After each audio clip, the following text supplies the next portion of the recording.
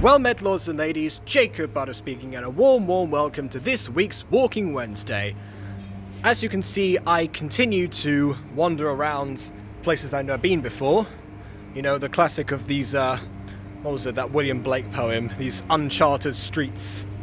Something, these mind-forged manacles I hear. I don't know. But yeah, this seems to be the place of hangers and murals, oddly enough. Actually, you know what? I'm going to title this episode that. Hangers and Murals. Walking Wednesday 73. I actually remember to check what number I'm on this time, rather than figure it out later. Because I always get to the upload phase. Are you joking? No way there's another motorbike. Are you serious? I really hope it's not the same person. I think last week's one was orange. That one was sort of red and blue and a bits of white. I don't know, maybe they're doing like the Union flag or something. Not quite sure. Yeah, so as I was saying, I actually, normally when I upload Walking Wednesdays, I forget to look at what number it is. So I get to the title and I'm like, Walking Wednesday number... yeah. So I never get a straight answer from myself until I actually click away. Which of course, on a computer, no problem. Open up a new tab. On a phone, not so much. Oh, there comes another one. That's a different motorbike, so there's no one's circulating around, basically. Right now I'm waiting for a moment to cross the street, and here I go. There we go. That's one thing William Blake didn't have to deal with when he was walking around the streets of London. Cars. Actually, maybe I shouldn't go that way. Yeah, too noisy. I'm going to keep going this way. So yeah, there's just a bunch of murals everywhere around. Like there's one behind me, just over there. Full of stuff. There's brewery village over there as well. I know, there's just a lot. Apparently, I've come across the Jamaica Street snack shop. I have wasted 2 years of Liverpool time not going round this area. I definitely need to come back here and film something. Also skateboards. Now I mentioned that, skateboards as well, because I know I was just by a place near my accommodation, and I actually I saw a skateboard for the first time in what feels like years. I mean, even before the pandemic started, I actually hadn't seen any sort of skateboard in a long time. So yeah, there you go. I'm just thinking, there's places to eat, etc. Oh, and of course, because it wouldn't be Liverpool without it, why not have a mural of Jurgen Klopp? We Liverpool, this means more, or something to that effect. I don't know if that came across on camera, but there was something there. So yeah, this is a place for creatives. Unit 3 Design Studio, Architecture, Graphic Design, and Creative Media. I really should stop reading these things because I've wasted about 4 minutes just discussing basically my surroundings. And you could just go around forever and try and figure these out. They're surprisingly recent as well. Last one. We are Liverpool 2020. So from someone who's tagged their Instagram as well, at Caleb Art. There we go. Mural by Caleb Art. This year, surprisingly. I say surprisingly because people have to have been out for some time in order to actually do all of these things. So yeah, there you go. Paul Curtis artwork. It seems strange because actually now it's more commonplace to tag your art or to credit yourself or something to that effect. And it's interesting because obviously beforehand, yes, you have art signatures, but you know, with the spray can, they were kind of barely legible. No one's going to be like, oh yes, that's an art mural by Squiggly number 5 or something. It's very different to this one over here by Squiggly number 4 or something like that. So yeah, it's interesting now because I mean I reckon that if Banksy had started around this time, he would have just done that. He would have tagged himself. I mean, obviously, you know, without showing his face or her face. I'm not entirely sure. I don't know if there's any blurred pictures of Banksy that lead anyone to speculate about their gender or not. But yeah, whoever Banksy may be, I reckon they would have probably done precisely that. And yeah, actually, some family members of mine actually know the identity of the local Liverpool version of Banksy, namely, as in anonymous artist, by the name of Signote. And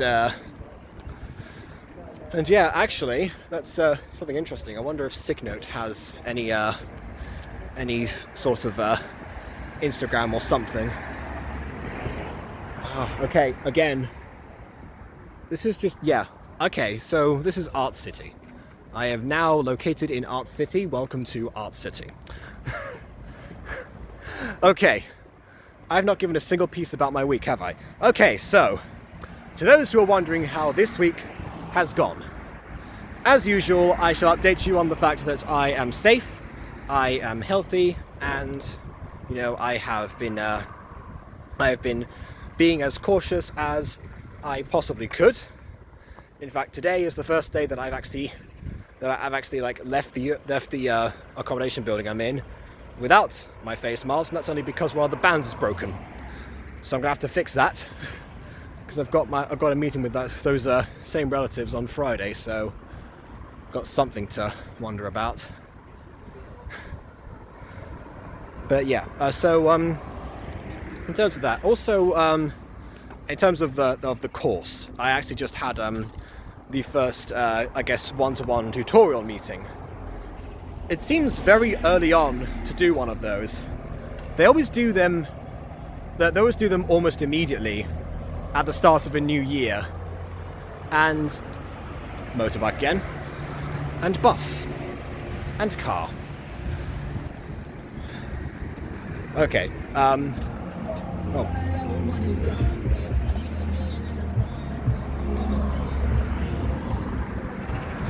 I don't know if you could hear that music.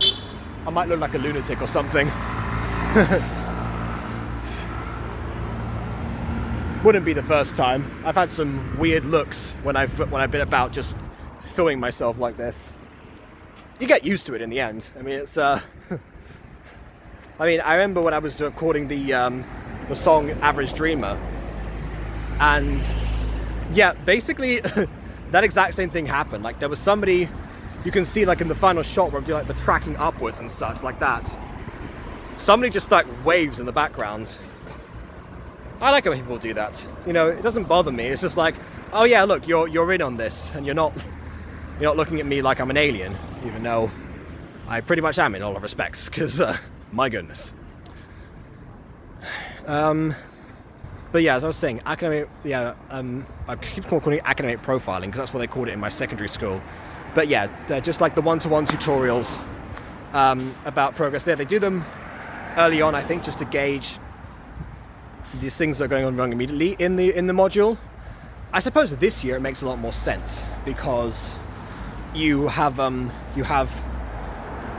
was I going to say? Yeah, you have like everything to adapt to, like all of the online courses, which are, well, 100% of the courses now are online. So there is that. Because I guess just like that kind of thing, I wanted to know what my COVID routine was kind of going to be, or what it was turning into, and seeing if I had any questions overall, which I did. I won't bore you with the details, but basically I was just wondering about modules for next semester and such. Honestly, like the one thing that my tutor actually has me for was kind of one of the least interesting modules. So yeah, there was some, well, I mean, not least interesting. It is interesting, but one of the least ones that I can talk about. Interesting to talk about, basically. That's the contemporary performance one. And the reason I don't know how to talk about that one yet is because it's one of those ones that you don't know what to make of it. Because it's all about people like the people, I'm trying to remember her name, was Coco something we talked about today, Bobby Baker as well, Guillermo Gomez Peña, you know, those some people who are, you know, mostly improvisational, contemporary, generally speaking solo artists. We've been doing a lot of solo artistry stuff, or maybe like some people who have collaborated together on a few things, and it's particularly those things that, you know, provoke a strange audience reaction or highlight something about society or something. Everything is very different to everything else, so it's hard to know. It's not like the concepts are hard to grasp, not at all. It's just that in terms of discussing them outside the essay that we've got to do, not so easy, you know. And that's just something specific to answer to, like our essay question. It becomes very difficult. So I thought I recognised that guy from Godalming. That doesn't make any sense. I did find out there was somebody who went to my sixth form who also went to LIPA at the same time as me, but I only met them like once, and they didn't even realise until later that we went to the same sixth form, so nothing sprung out of it. Yeah, as for the rest of the week, I would tell you about my other courses, but again, the creative writing one, at least I finally got to workshop something in some sort of capacity. By which I mean that basically, this is something I told my my tutor as well. In the creative writing module, it's hard to say. It's hard to workshop stuff because last year they had it so that we had 5 minutes total time in order to actually workshop our things. We were doing it in threes. We had to swap our papers, think of feedback pretty much immediately, regardless of how much something would grab it to us. We couldn't like perform it live or anything like that. Partly, I understand why this is. I'm sure I've gone over this on one of the previous Walking Wednesdays, but again, no one watches these back, and I pity anyone who tries to do that. But yeah, so they would do that, and I think it comes down to what they believe is a lack of confidence in first years. I think the general perception of first years, which may or may not be right, I mean, I'm sure that it varies, is that they're not as confident, you know, sharing their work, and maybe don't know how much about how to pursue their goals or such, or maybe even what their goals actually are. Maybe they just know that they like writing, but beyond that, they don't know what it is they like to write about, or something to that effect. I don't know if I'm getting my point across or not. Probably not. But yeah, so yeah, I think it's like that, because I mean, most of the time it is the dual honours theatre people such as myself who would want to share stuff out loud. Like last year when we went to Greganog Hall, it was sorry, I'm in a cars area again. When we went to Greganog Hall last year, I remember that yes, there were a lot of people who shared, most of whom were second years and such, but or third years. But out of the first years, maybe a few of them wanted to try, but they just like had like very dry readings and such. Most of our stuff was, you know, poetry. So when you're doing poetry, you want to perform it, because I am firm believer that some poems have to be heard. Because you can read poems all you want. You can like get assignments in secondary school or whatever to read poetry and to analyze it or whatever. But the way that you engage with it is if you listen to the person performing. Usually the writer, usually the poet themselves, but sometimes someone as an actor. I know that Benedict Cumberbatch has done quite a few very good poem readings, of which ones I don't remember. I mean, heck, I myself I've done a couple of Robert Frosts, which actually, weirdly enough, like back when I did my first Robert Frost one, it became like my third most viewed video of all time. You know, back when 145 views was the threshold for that. But yeah, so interesting enough that ended up being the case. So again, there's clearly some sort of engagement from it, because that my class does not have 145 people in it. I don't know. Well, annoyed me because it got more views than my Vision parodies, but then looking back at them, of course, you know, it's not like they were the best performed things in the world. But yeah, either way, it's like everything. Some things do well, some things don't. And that's what workshopping really gives you. The opportunity to actually try and show that, and basically, you know, find out what works and what doesn't, what an actual audience engages with. I mean, they tell you these things, but they tell you to do these things outside of a timetabled environment, and you know, like, you know, show your friends, show your family, whatever it is. In drama, same thing. Perform monologues you want to do for auditions. Perform them to other people, again, to family and friends. But in terms of but they give you timetable time for that as well, and that's a good opportunity, because then you don't have to like drag people over. You know, they can actually focus in a workspace and tell you their thoughts there and then, if they have any. If not, you know, try and find someone else, which is why performing to a massive crowd, or not really massive crowd, like performing to a classroom with people is helpful, because if one person doesn't have something to say, someone else will. So I've always been a firm believer of that. And yes, we did have to workshop in breakout groups. It was a bit disappointing, but at the very least I got to perform it. Now, in the script workshop thing for drama this week, I actually did. Well, everyone got the chance to workshop what they did, thanks to what their assignment was. Basically, we had to film ourselves film ourselves doing a monologue for a character that we had done, and essentially, I think that's replacing the idea of performing it live. Which, honestly, thank goodness they did that, because my character was a 14-year-old girl. So that would have been horrible had I tried to perform it live, or even if I filmed myself like everyone else did. Because yes, most people like submitted stuff to me because I was editing the final product. They submitted them to me, and most of them said, "This is so-and-so's monologue. They are a how many years old occupation from place," and then they would leave a pause and go into it, and I would like add a few bits of like maybe a few odd sound effects, some sort of place setter if I could think of wherever they actually set things.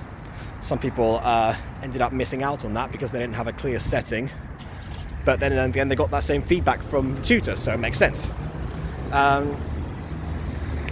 But yeah, basically they submitted those, they filmed themselves basically doing a reading of it. A lot of them were reading from it themselves. One guy actually really committed to what he was doing, and while he got the feedback to act less drunk, I truly believed, his character. Not that I'm the most formative expert on drunk people, I most certainly am not, even though I've been on many a student party and had plenty of time to observe my general surroundings. But yeah, still, I mean, he actually, I'm pretty sure, he memorized his one and, actually really committed to the part.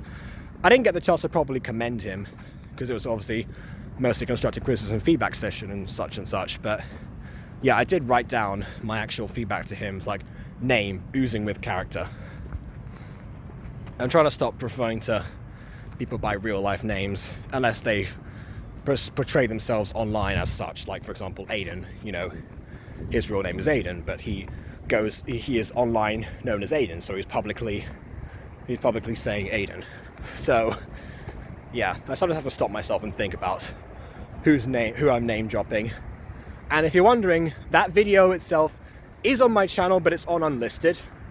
And that's simply because I didn't ask people's consent to actually put them online. I feel like they probably would not have been comfortable doing that. Again, confidence, but also because some of them, you know, it's not like everyone's like really suited to their characters or anything. Like some people, they were like men playing women, women playing men, blah blah blah, which in itself isn't a bad idea, but obviously within the confines of everyone's rooms and reading out from a script, it didn't come across that way.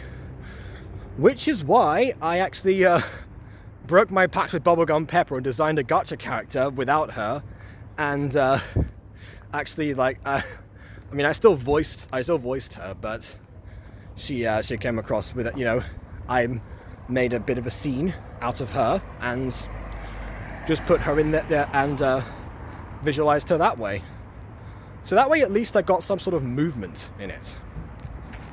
Because obviously everyone else was, you know, stuck in their apartments and such, and they couldn't like get the best settings or whatever. So they basically just so they were very restricted in what they could do. Again, why certain characters could not come across as effectively as they would otherwise would. In my case, the character didn't come across because, again, she's a 14-year-old girl. Yeah, way to warn us in advance. We'd be monologuing our own characters. There's unnamed tutor. So yeah, basically it was still jarring to have my voice come out of that character, but one of my pieces of feedback I said that I would do to improve is immediately I wrote down cast somebody else. Anyone else. Anyone else female, should I add. Or with a high enough voice to voice a 14-year-old girl. But yeah, so there was that. So in reality, I actually worked on 3 YouTube videos this week rather than the usual 1 or 2. So because of course the other thing that happened this week was Danny Gonzalez released Spooky Man, and yeah, that one hasn't done as well as the other music videos did. At least not right now. I don't know if it just has to pick up or something, or if it's going to get as much traction as the other Danny Gonzalez songs. Only time will tell regarding that, but we'll see, because I mean, honestly, I feel like that was my best music video so far. My best GCMV, my best, well, GMV of overall, yeah. And it's weird because that one became like a very fast edited one. Not like the editing was like done in a rush or whatever. I just mean that there was there weren't that many shots that lingered, for example. Like, you know how in Help Let Me Go, for example, you have the bit where you know, that goes all the way from she was just a lady, not a care in the world, till she saw some grown man kidnapping a girl, etc., etc. And most of that, yes, I cut between like different camera angles and such because that's what I always do, but it's all in that same scene. You know, it's all like a piece of action that's right there. I suppose it's because that's not really telling a story. I mean, some of like the recent Danny Gonzalez ones are like about himself, so it becomes more, so instead of like a story series like it's like Help Let Me Go, where you're following different characters on their journeys and such. Which I think now I'm looking back at that and I'm realizing that's what I kind of did to start off with when I first started doing, well, just gacha videos in general back in 2018. Because my first ever gacha video was Cycle of Dismay, which was of course a story about a character in their journey and whatever, and I was going over that in mostly rap format. So I can kind of see where I was going with that. Yeah, it's one of those things. In fact, even the Mutant Girl music video, the first one, that actually does the same thing. You know, you get introduced to Moena and such, and that's become the template for that entire series. So so yeah, it's honestly something I'm looking back on, and yes, I think that's kind of what I was sort of best at in terms of gacha, is like taking songs that have some sort of story to them, rather than the ones right now. That being said, again, Spooky Man I feel like is my favorite that I've done, because I guess maybe it's so precise, and it has to have so different things like work together. It's a lot smoother. I know what I'm doing. Yeah, I'm very happy with that one. I mean, it's way better than the Wings one I posted last week. It's weird. I've never done two gacha music videos back to back before, but you know, there they are. But yeah, that one I kind of like combined stuff with within Fallen Angels, and posted that, and then like tried to combine like aspects of the actual Fallen Angels series, copying some of those backgrounds, imitating the style that Mimi and Nova did, namely like having their gacha OCs actually be voiced and whatever. I could go down to the beach right now, but I'm not going to, because that looks very wet. And I only have one pair of shoes. Yeah. I remember when this place was actually like really crowded last year, because with all of this is where the university induction actually finished. You know, there's a lot of activities around here, especially in that building there. I don't know where I was pointing. That building there-ish. Yeah. So yeah, it's very peaceful now walking around these streets, I must say. Again, you know, uncharted streets, and I guess mind-forged manacles that I don't hear, because there's no one around to hear, to be manacled at all. There's that. Anything else I want to go over? Oh yeah, in terms of Fallen Angels and in terms of Mutant Girl and such, I'm mentioning Aiden. I'm going to tie it all back again, as I usually do, back to the idea of workshopping. That's kind of what Aiden and I have been doing for the longest time now. Something I really appreciate is the fact that we both allowed each other in terms of our creative process. Like we can debate different ideas on our shows. You know, we both have writers' credits on them now and such, and we can just see different perspectives. Because Aiden came to the Mutant Girl, you know, partly like after I showed him what it was. You know, he came at it from an audience's point of view to start off with. You know, what he wanted to see more of, like, you know, more shipping moments or more stuff to do with some of the background characters, which I've had to moderate quite severely. Just other things in general, but and then I come up to Fallen Angels, because that's a new series, from the perspective of somebody who wants it to make sense. That's very harsh. It does make sense. I'm joking. There's some bits where I feel like a lot of justifications that he has go into the realms of, well, I want this scene here just to portray this, whether or not it ties into the story of the episode or not. That's not really the way to justify stuff. As I'm like learning more about, you know, writing for scripts and such, more so this year actually, I'm starting to see more and more the flaws in both my own writing and his, and I hope I'm going to get to portray them across. So yeah, again, all down to workshopping. So if you can, share your things with other people. I was going to actually share the Joe Sillen monologue, the one that I mentioned before, like the character, the 14-year-old girl that I voiced. And yeah, I didn't get around to it because I didn't finish it in time to actually workshop at all. But yeah, who knows? I'm thinking that character is gonna, you know, make a return in the actual play. I mean, I might be one of the only people who has a lead that they're not playing themselves. One of three, I think. I don't know how that's going to work out, because I know we're supposed to perform something at the end, and that it's going to have like maybe 1 or 2 people in it. I don't know.